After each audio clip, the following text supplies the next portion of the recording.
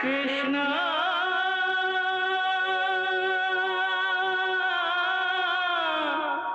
कृष्णा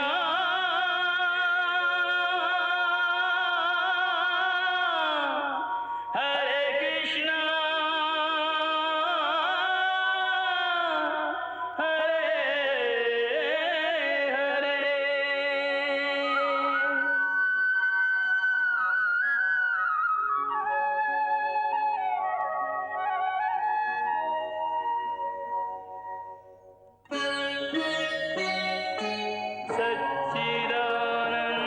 सच्चिदानन्दरूपाय विश्वोत्पत्त्यादिहेतवे तापत्रयविनाशाय श्रीकृष्णाय वयं नमः।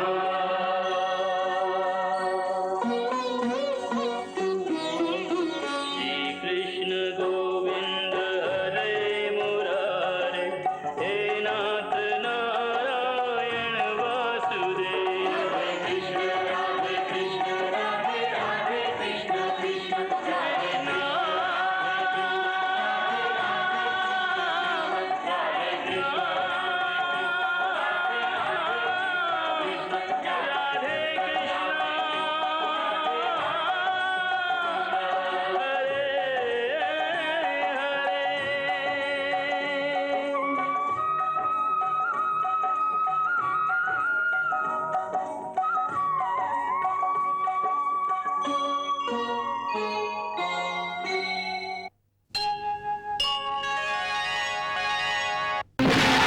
अर्जुन, उठाओ धनुष। तुम्हें सारथी सूत पुत्र और अंग देश का राजा कर्ण युद्ध के लिए ललकारता है। अपने पिता से अंतिम विदा ले ले कर्ण, मैं तैयार हूं।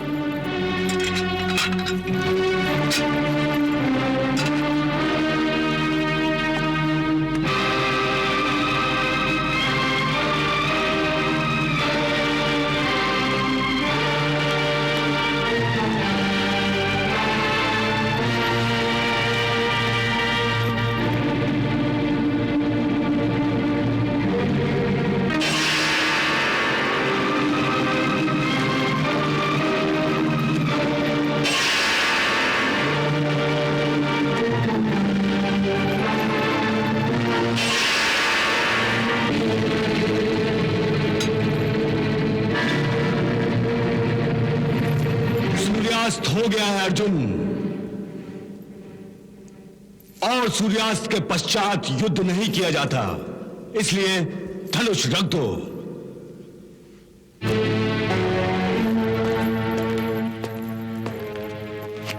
उस रात मैं सो न सका। भीम के शब्द बार बार मेरे कानों में कांटों की तरह चुभ रहे थे।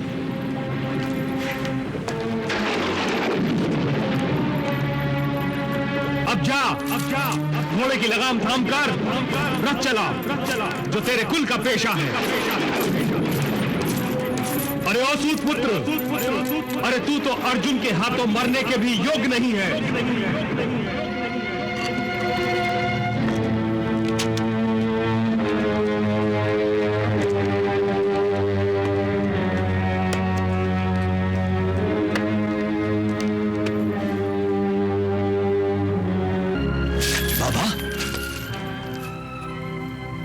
बता, तेरा असली दुख यही है ना कि क्यों तू एक सूत के घर में पैदा हुआ?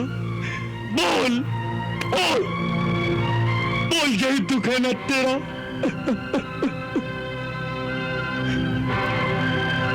तो जा जा, आज मैं तुझे इस आंतरिक दुख से ये कहकर मुक्ति दिलाता हूं कि तू सूत पुत्र नहीं है, सूत पुत्र नहीं है, तू सूत पुत्र नहीं है, तू सूत पुत्र नहीं है बाबा। हाँ, तू सूत पुत्र नहीं है बाबा। मेरी वेदना मिटाने के लिए ऐसा मत कहो बाबा, झूठ मत बोलो। मैंने जो कहा न वो झूठ है। मैं तुझे खुश करने के लिए कहा, बल्कि इसलिए कहा कि जब तूने कहा कि सत्य को छुपाना एक पाप है, तो मेरी आत्मा से एक आवाज आई कि मैं इतने वर्षों तक इस सत्य को तुमसे छुपाकर पाप करता रहा हूं, पाप। एक संतानहीन मनुष्य को एक बच्चे के लिए जो लालसा होती है, उसी लालसा के मारे मैंने आज तक तुझे अपने कलेजे से लगाए रखा, अपने कलेजे से लगाए रखा।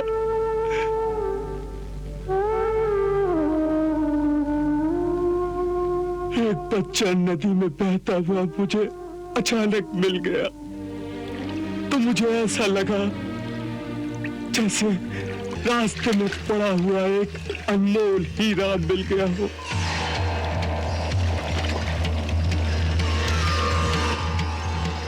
उसे छिपाकर मैं अपने घर ले आया, और इस डर से कि कहीं उसका मालिक आकर उसे वापस न ले जाए, मेरी जीवा ने इतने वर्ष इस सत्य को छुपाए रखा, छुपाए रखा। मैया और बाबा ने तो सच और झूठ पर से पर्दा उठा दिया, परंतु उस पर्दे के बाहर मुझे कुछ दिखाई नहीं दे रहा था। एक शून्य था, केवल एक शून्य। और उस दिन के बाद मैं इस संसार के महाशून्य में खोया खोया फिरता रहा।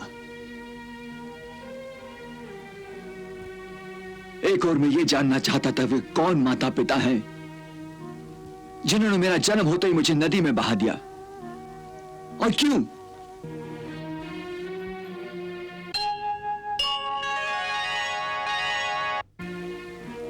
ये जानने के लिए मैं रात दिन महीनों घाटियों में घूमता रहा और चिल्लाता रहा, कोई तो बताए, कोई तो बताए कहां है मेरी माता, कहां है मेरा पिता, कहां है, कहां है?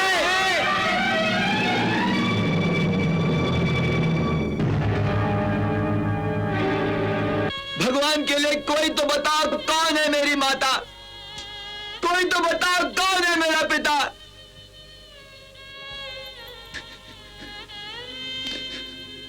परंतु मेरा एक प्रश्न पहाड़ों से, बहती हुई नदियों से, रात में चमकते चांद तारों से टकरा कर प्रतिध्वनित होकर वापस आता रहा, परंतु किसी ने इसका उत्तर नहीं दिया। एक दिन ठीक सूर्योदय के समय, जब मैं अपने हृदय की विवलता से पीड़ित होकर चीत्कार कर रहा था, भगवान के लिए कोई तो बताओ कि कौन है मेरी माता, कौन है मेरा पिता, क्यों मेरा त्याग किया गया है, क्यों मेरे साथ ये छल किया गया है, कौन है मेरी माता, क्यों मेरे साथ ये छल किया गया है, क्यों मेरा त्याग किया गया है, क्यों, क्यों, क्यों, क्यों? मेरी ओर देखो वत्स, मैं तुम्हारा पिता हूं। मेरी ओर देखो वत्स, मैं तुम्हारा पिता हूं। मेरी ओर देखो वत्स, कौन? मैं तुम्हारा पिता हूं। मैं तुम्हारा पिता हूं।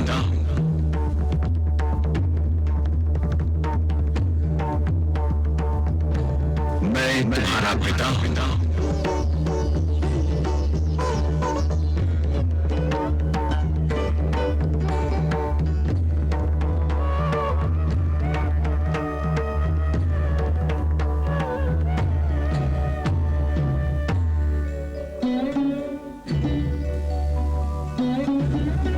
आप कौन हैं? मैं सूर्य हूं। मैं ही तुम्हारा पिता।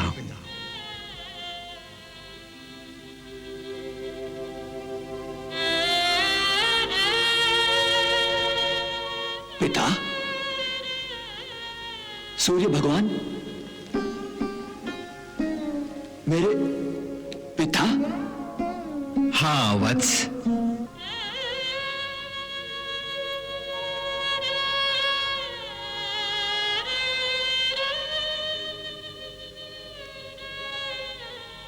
भगवान अपने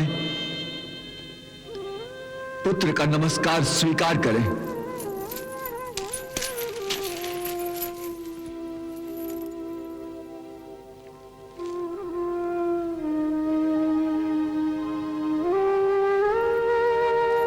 यशस्वी भव, विजयी भव।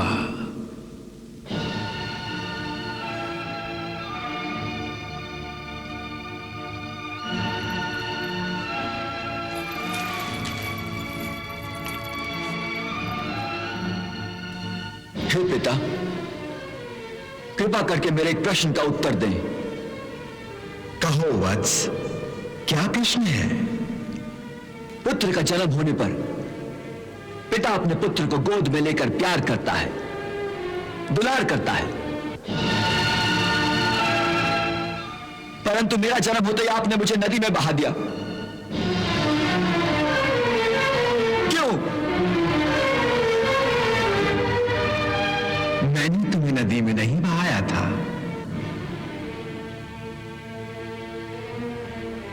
तो किसने बहाया था?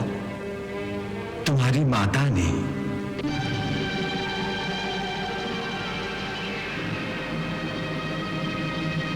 माता ने? माता ने ऐसा अत्याचार क्यों किया अपने बालक पर? वो विवश थी। विवश? कैसी विवशता?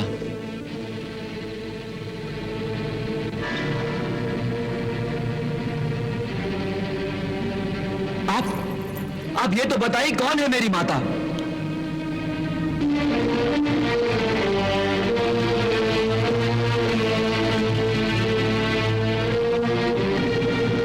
कृपा करके मुझे बताइए कि कौन है मेरी माता?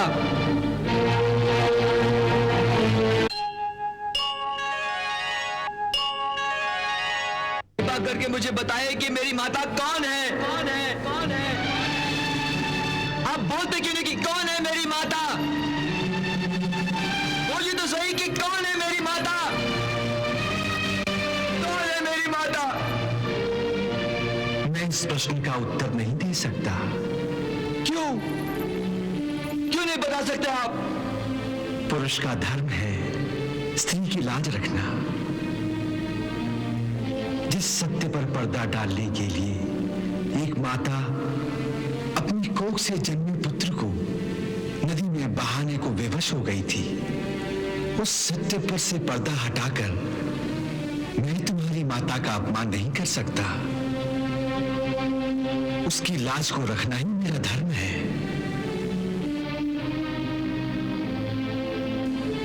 जिसने अपने नवजात शिशु को नदी में मरने के लिए फेंक दिया, ऐसी निर्दयी मां से आपको सहानुभूति है, अपने पुत्र से नहीं? नदी में फेंका नहीं, बल्कि एक टोकरी में बड़े नर्म रेशमी वस्त्रों में लपेटकर बहा दिया था। अपनी माता पर क्रोध करने से पहले ये तो सोचो कि अपने पुत्र को इस प्रकार विदा करते हुए उसके हृदय ने कितना चीत्कार किया होगा। परंतु उस महान नारी ने अपने कुल की लाज बचाने के लिए अपने पुत्र प्रेम की बलि दे दी। उसके अंदर का दुख कितना महान था और आज भी कितना गहरा होगा।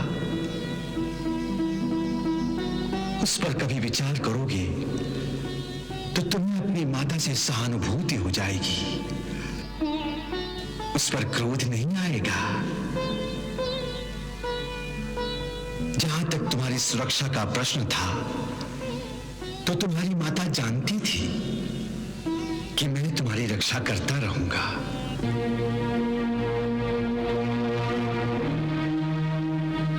इसीलिए मेरे आशीर्वाद से तुम्हें ये दिव्य कवच और कुंडल शरीर के साथ ही प्राप्त हुए हैं।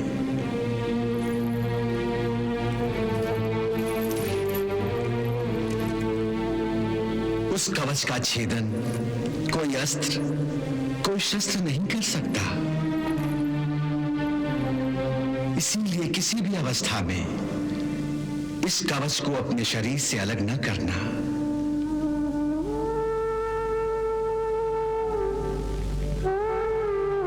तुम्हारा कल्याण हो पुत्र।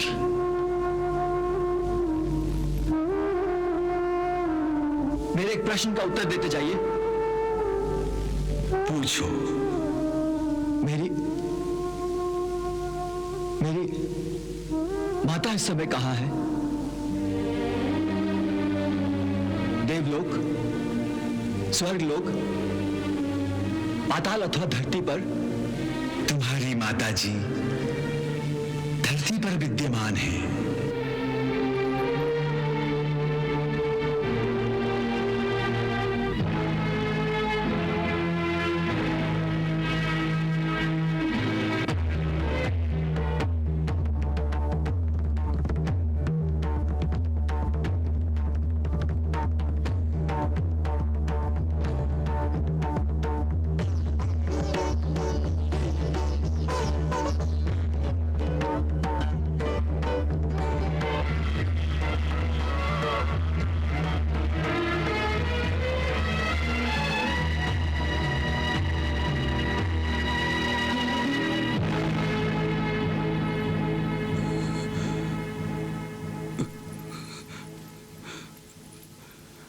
अब तो आप दोनों को विश्वास हो गया कि मैं सूत पुत्र नहीं, सूर्य पुत्र हूं।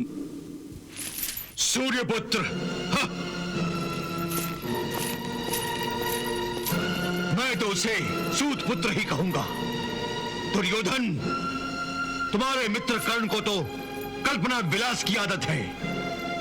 वो अहंकार के अधीन होकर सदा सर्वदा बड़ी बड़ी बातें ही करता है।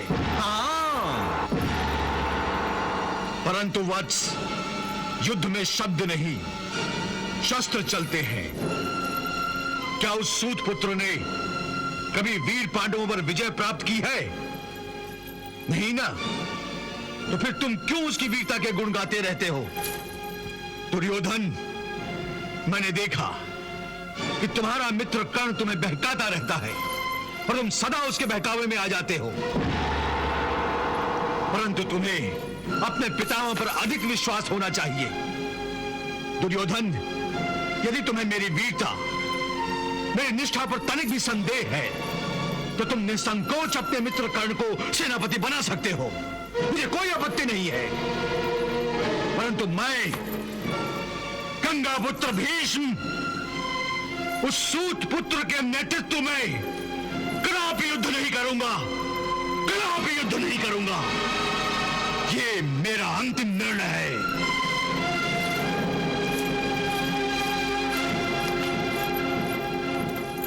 पितामह जानते हैं कि उनकी हट चलेगी, इसीलिए उन्होंने मेरे नेतृत्व में युद्ध करने से इनकार कर दिया। अब तुम भी मेरा अंतिम निर्णय सुन लो कि जब तक पितामह युद्ध में सेनापति बने रहेंगे, तब तक मैं उनके नेतृत्व में युद्ध नहीं करूंगा। यदि वो गंगा पुत्र हैं, तो मैं भी सूर्य पुत्र हूं।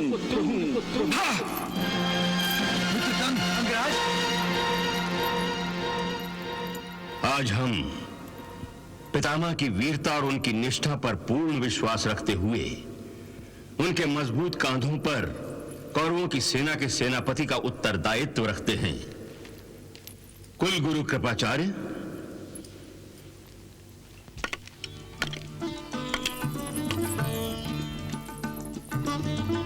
इधर कौरवों ने भीष्म पितामह को अपना सेनापति बनाया। भीष्म पितामह, जिनकी शक्ति उनकी वो प्रतिज्ञा थी जो उन्होंने हस्तिनापुर की सुरक्षा के लिए ली थी।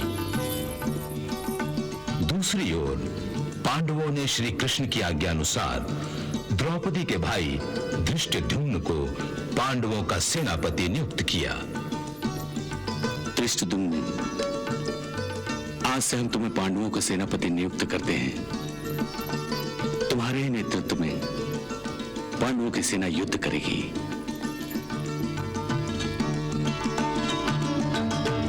जो आज्ञा महाराज।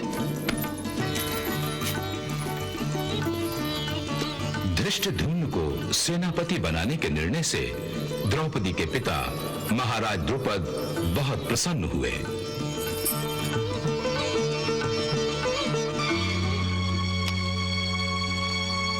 भीष्म पितामह दुखी और चिंताग्रस्त हो गए थे, क्योंकि हालात ने यह निश्चित कर दिया था कि अब युद्ध होगा। उनकी समझ में यह नहीं आ रहा था कि क्या करें क्या न करें। इस दुविधा से निकलने और मार्गदर्शन के लिए वो अपनी माता गंगा के पास गए और अपनी समस्या और दुख प्रकट किया।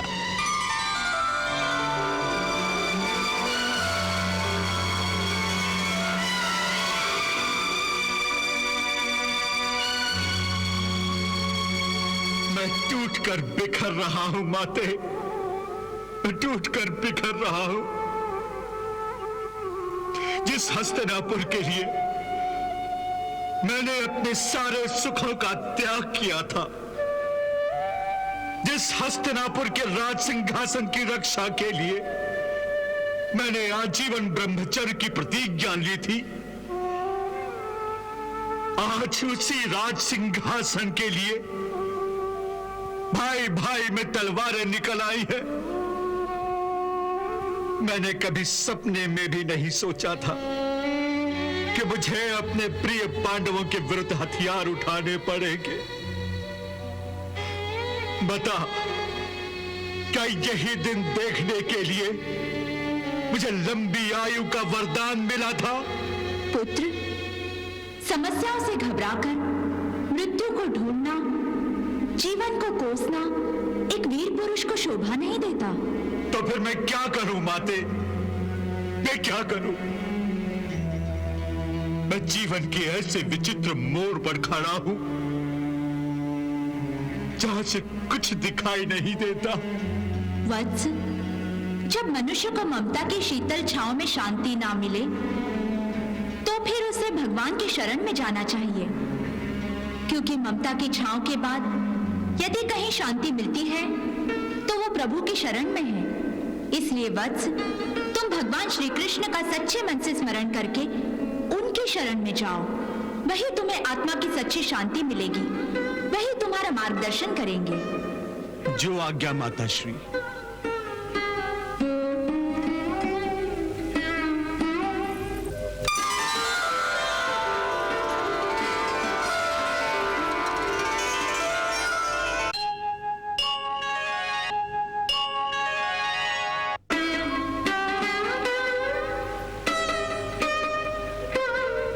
जनार्दन,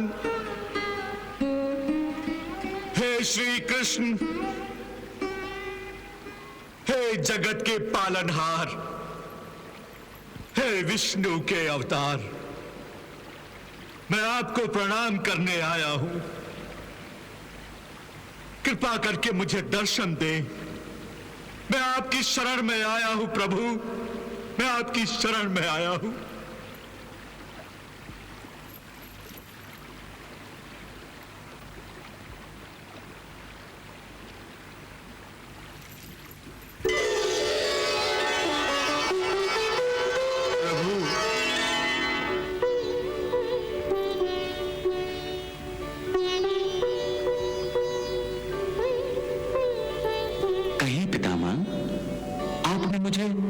किसने स्मरण किया है? हे करुणानिधान, मैं जीवन में जब भी उदास और निराश हो जाता हूं, किसी धर्म संकट में पड़ जाता हूं, तो अपनी मां गंगा माता के आंचल में जाकर छुप जाता हूं। गंगा माता के दर्शन मात्र से ही मेरी सारी चिंताएं दूर हो जाती है, मुझे शांति मिल जाती है। परंतु प्रभु, आज प्रथम बार मुझे ममता की छांव में भी शांति नहीं मिली। प्रभु, मेरी ये दशा देखकर माता गंगा ने मुझे आपकी शरण में आने को कहा। इसीलिए प्रभु, मैं आपके प्रभुत्व की शरण में आया हूं। हे पितामह, इस समय आपका मन ऐसे दोराहे पर खड़ा है जहां से एक रास्ता धर्म तो दूसरा अधर्म की ओर जाता है। आपकी आत्मा धर्म और कर्तव्यों के घने जंगल में भटक रही है। परंतु पितामह, आप तो महाज्ञानी हैं, धर्मज्ञ हैं। जिस प्रकार आपने अपनी प्रतिज्ञा पूरी करने के लिए स्वयं अपने गुरुदेव परशुराम जी के साथ युद्ध किया था, उसी प्रकार हस्तिनापुर और उसके राज सिंहासन की रक्षा करना भी आपका धर्म है, परम कर्तव्य है। अतः आप निसंकोच होकर कौरवों की ओर से युद्ध करके अपने धर्म का पालन कीजिए, अपने कर्तव्य को निभाइए। प्रभु, मैं इस कठिन कर्तव्य को निभाने का प्रयास अवश्य करूंगा। मैं ये प्रयास अवश्य करूंगा प्रभु।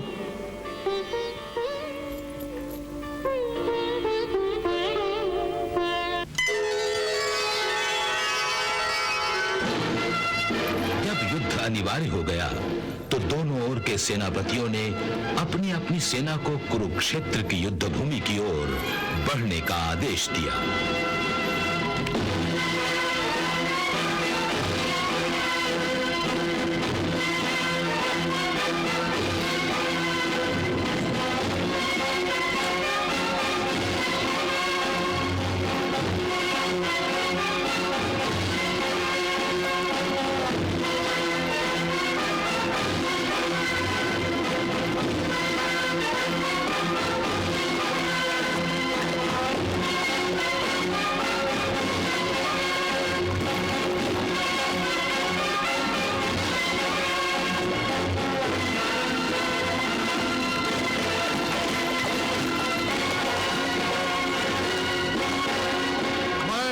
भीष्म, कौरव सेनापति, अपनी समस्त सेना को कुरुक्षेत्र की ओर प्रस्थान का आदेश देता हूं।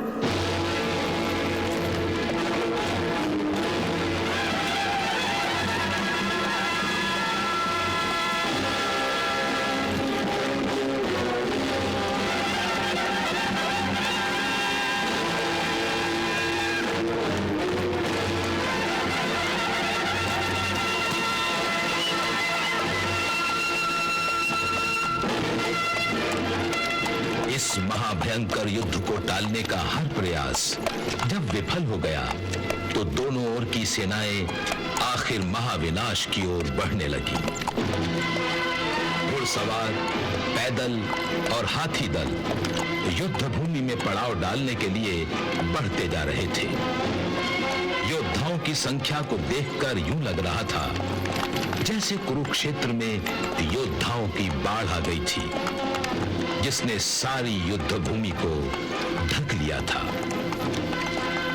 इस महाविनाशकारी युद्ध को रोकने का हर प्रयास किया गया था, परंतु मनुष्य चाहे जो करे, विधि ने जो घटना निश्चित कर दी है उसे कोई नहीं टाल सकता।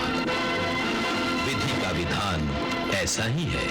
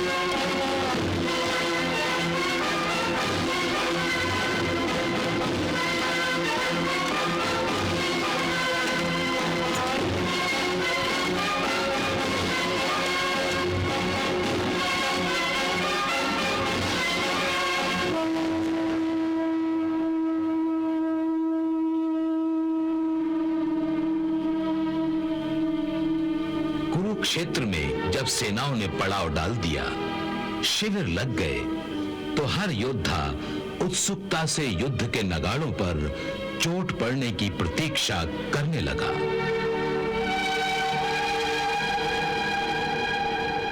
अर्जुन भैया, कल सूर्य उदय से सूर्य अस्त तक मैं कुरुक्षेत्र की धरती को कौरवों के रक्त से लाल कर दूंगा। हाँ नकुल, ये द्यूत सभा नहीं रणभूमि है, जहां हार जीत का फैसला मामा शकुनी के पास से नहीं, मेरे बाण करेंगे। और मेरे बाण कौरवों को इस बात का ज्ञान भी भली भांति करा देंगे कि द्यूत में किए गए उनके छल कपट के परिणाम कितने भयंकर हैं। युद्ध से पूर्व की उस अंतिम रात को कौरवों और पांडवों के शिविर में दोनों सेनाओं के प्रमुख सर जोड़े बैठे थे। सभी कल आरंभ होने वाले युद्ध की मंत्रणा कर रहे थे, युद्ध नीति तय कर रहे थे, युद्ध के दांव पेंच तय कर रहे थे।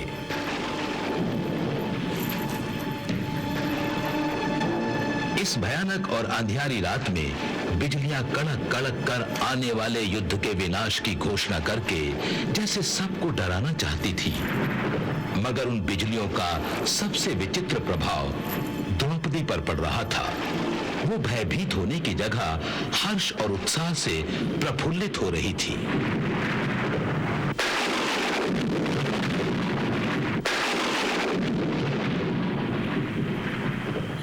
कल सूर्योदय से यहाँ रणवाद्यों और तुतारियों की आवाजें गूंजने लगेंगी, तलवारों की खनक, धनुषों की टंकार और योद्धाओं की भयानक चीखें सुनाई देंगी। परंतु मुझे तो उनकी आवाजें शादी में बजने वाली शहनाइयों से भी अधिक मीठी और प्यारी लगने लगेंगी, जिनको सुनकर मेरी आत्मा खुशी से झूमेगी।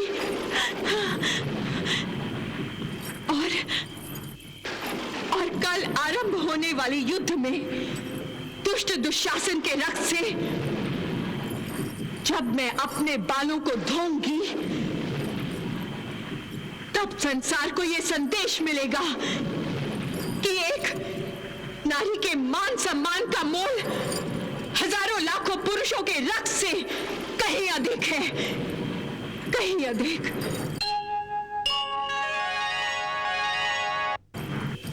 वास्तविकता बड़ी भयानक है आचार्य, वास्तविकता बड़ी भयानक है। हाँ पितामह, हाँ, समझ में नहीं आता ये हमारे किस जन्म का पाप है। भाग्य हमें किस मोड़ पर ले आया है। ये कैसा धर्म संकट है पितामह, ये कैसा धर्म संकट है। कल भाई से भाई लड़ेगा, गुरु अपने शिष्य पर कमान तानेगा और शिष्य अपने गुरु पर बाण छोड़ेगा। आचार्य, हम अपनी तलवारों और बाणों के प्रहार से पहाड़ का सीना तो चीर सकते हैं, परंतु भाग्य का लिखा एक पृष्ठ भी नहीं पलट सकते। द्वारिकाधीश की जय हो। कौरव सेनापति पितामह भीष्म शिविर में आने की आज्ञा चाहते हैं। उन्हें आदर सहित अंदर ले आओ। जो आज्ञा।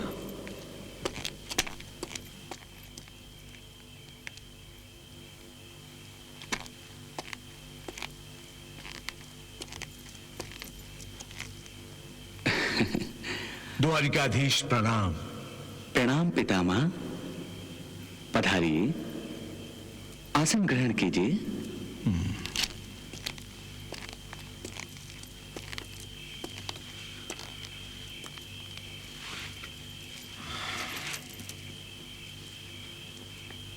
मेरे भाग्य में चैन से बैठना लिखा ही कहां है द्वारिकाधीश।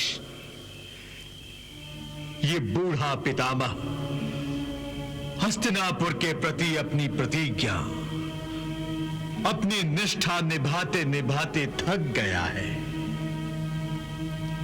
मुझे क्या पता था कि अपनी प्रतिज्ञा का धर्म निभाते हुए अधर्म का साथ देकर मुझे धर्म के विरुद्ध लड़ना होगा। कृष्णा,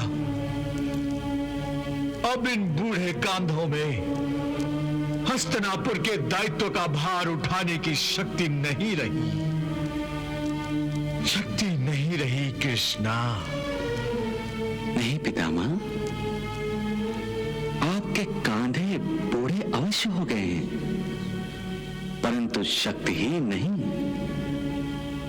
कौरवों के तेजस्वी कुल में दुर्योधन और दुशासन के दुष्कर्मों से जो पाप इकट्ठा हुआ है, उसका बोझ आपके लिए तो क्या, धरती मैया के लिए भी भारी है। जिस कुल में आप और महात्मा विदुर जैसे तपस्वियों का अपमान होता है, द्रोणाचार्य और कृपाचार्य जैसे गुरुओं की अवहेलना होती है, द्रौपदी जैसी पतिव्रता नारी की लाज के साथ खिलवाड़ किया जाता है, उस कुल का नाश तो आवश्यक हो जाता है पितामह, आवश्यक हो जाता है। मैं इसी विनाश से तो बचना चाहता हूं कृष्णा। मेरी बूढ़ी आंखें इस विनाश को कैसे देख पाएंगी? क्या इससे बचने का कोई रास्ता है? पितामह, पांडवों ने तो अपनी ओर से शांति का अंतिम प्रयास करके देख लिया, जिसे विफल करके कौरवों ने निराशा के अंधकार को और बढ़ा दिया है। फिर भी मुझे इस निराशा के घोर अंधकार में आशा की एक किरण दिखाई दे रही है। आशा की किरण? हाँ पितामह, आपके ज्येष्ठ भ्राताश्री भगवान वेदव्यास ही वो आशा की एक किरण है, जो कुरु वंश के ऊपर छाई विनाश की काली घटाओं के बीच चमक रही है। यदि भगवान वेदव्यास महाराज धृतराष्ट्र से जाकर मिले और उन्हें समझाएं, तो हो सकता है यह महायुद्ध, यह महाविनाश थम जाए। भ्राताश्री भगवान वेदव्यास,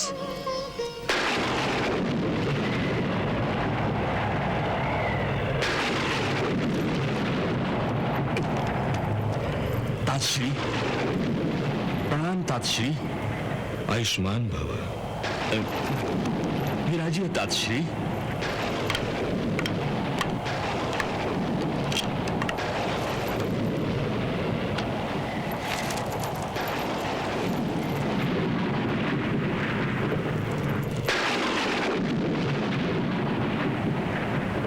तातश्री, इस भयानक तूफानी रात में आप अचानक यहाँ? सब कुशल तो है? कुशल ही तो नहीं है, कुशल ही तो नहीं है महाराज धृतराष्ट्र। चारों महासागरों में प्रलय जैसा तूफान आया हुआ है, जिनकी प्रलयकारी लहरों को देखकर साधारण मनुष्य की धड़कनें बंद हो रही हैं। कैलाश, मंदार, हिमगिरी आदि पर्वतों से विचित्र और भयंकर आवाजें सुनाई दे रही हैं। तपस्वियों, ऋषि मुनियों का कहना है कि यह अशुभ संकेत है। अशुभ संकेत? हाँ, अशुभ संकेत। और यही अशुभ संकेत जो तुम्हारे अंतर्चक्षु देखकर भी अनदेखा कर रहे हैं, और मैं तुम्हें दिखाने आया हूं। धृतराष्ट्र, तुम जानते ही हो ना, कल से कुरुक्षेत्र में महायुद्ध आरंभ होने वाला है। जानता हूं, और ये भी नहीं जानते कि इस युद्ध के कारण यह भूमि सैकड़ों राजाओं, हजारों योद्धाओं का रक्त प्राशन करेगी। भीषण संहार होगा धृतराष्ट्र, भीषण संहार होगा। धृतराष्ट्र, युद्ध से पहले की यह अंतिम रात है और इस गंभीर और भयानक रात के अंधेरे में बिजलियां तड़प तड़प कर आने वाले कल के महाविनाश की झांकियां दिखाने की चेष्टा कर रही है। श्री, अच्छा है कि मैं अंधा हूं, अपनी आंखों से इस महाविनाश को देख भी नहीं सकता और देखने का मनोबल भी मुझ में नहीं है। तो फिर तुमने इस महायुद्ध, इस महाविनाश को रोका क्यों नहीं? काश मैं रोक सकता। तुम अवश्य रोक सकते थे, परंतु राजलोभ और पुत्र मोह के अधीन होकर तुमने दुर्योधन के माध्यम से अपने ही कुल का जो संहार का आयोजन किया है, वो सर्वथा अनुचित है।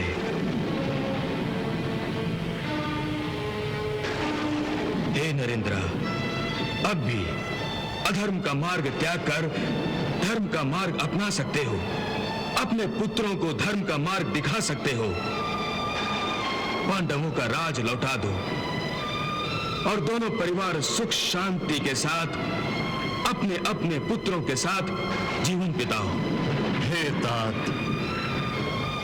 आप तो परम ज्ञानी हैं और मैं एक साधारण सा मनुष्य। मैं नहीं चाहता कि मेरे हाथों कोई अधर्म घड़े, परंतु मेरे पुत्र अब मेरे अधीन नहीं रहे। मैं प्रारब्ध को कैसे बदल सकता हूं? मैं इस युद्ध को नहीं रोक सकता। मुझे क्षमा कीजिए, मुझे क्षमा कीजिए। मैं तुम्हें शायद क्षमा कर भी दूं धृतराष्ट्र, परंतु कुरुक्षेत्र में जो कुछ घटने वाला है उसके लिए इतिहास तुम्हें युगों युगों तक क्षमा नहीं करेगा धृतराष्ट्र। अच्छा, उसके लिए इतिहास तुम्हें युगों युगों तक क्षमा नहीं करेगा धृतराष्ट्र। अच्छा,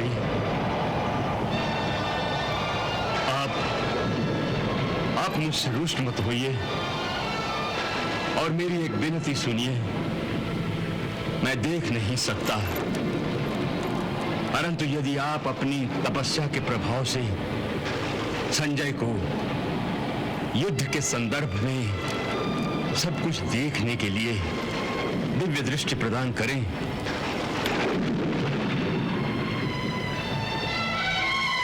तो मैं युद्ध की हर घटना का वर्णन सुन तो सकता हूं। ठीक है, तुम यदि चाहो ये दिव्य दृष्टि मैं तुम्हें भी प्रदान कर सकता हूं। नहीं नहीं नहीं तातश्री, मुझे ऐसी दिव्य दृष्टि नहीं चाहिए। क्यों धृतराष्ट्र, सत्य का सामना करने से डर गए? कैसे न डरूं तातश्री, मैं राजा अवश्य हूं, परंतु मेरे सीने में भी एक बाप का दिल है, परंतु एक स्वार्थी बाप का। इसलिए तुम्हें स्वार्थ का दंड अवश्य मिलेगा। ठीक है, तुम इस महाविनाश को देखना नहीं चाहते, परंतु इस महाविनाश का समाचार तुम्हें घटना के हर पल मिलता रहेगा। इसलिए तुम्हारे ही इच्छानुसार ये दिव्य दृष्टि तुम्हारे मंत्री संजय को देता हूं, जो तुम्हें युद्ध भूमि के हर पल का समाचार देता रहेगा। युद्ध की पीड़ा से तुम एक पल भी मुक्त नहीं हो सकोगे धृतराष्ट्र, एक पल भी नहीं। संजय, तुम दिव्य दृष्टि ग्रहण करने के लिए तैयार हो जाओ। भगवान की जैसी इच्छा।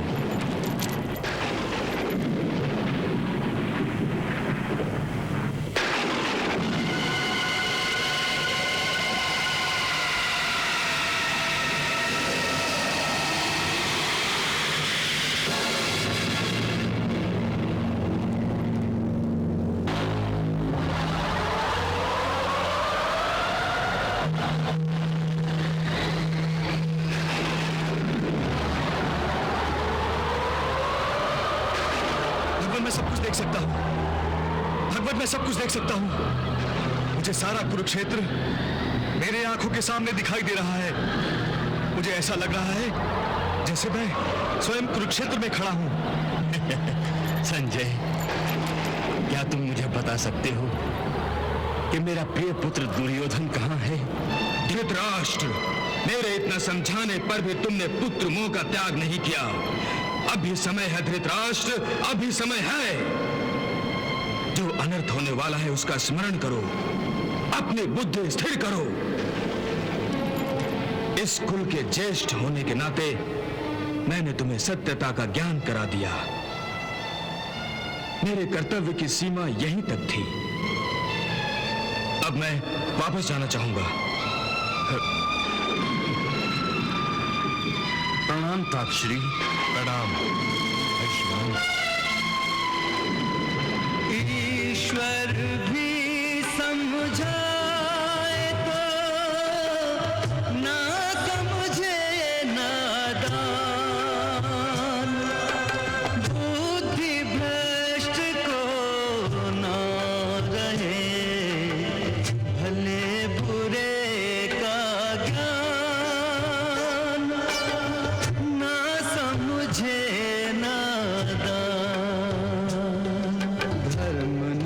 तर्क युक्ति एक भी ना काम आया। दोनों दल पहुंच गए युद्ध के कगार पे। भाग्य की विडंबना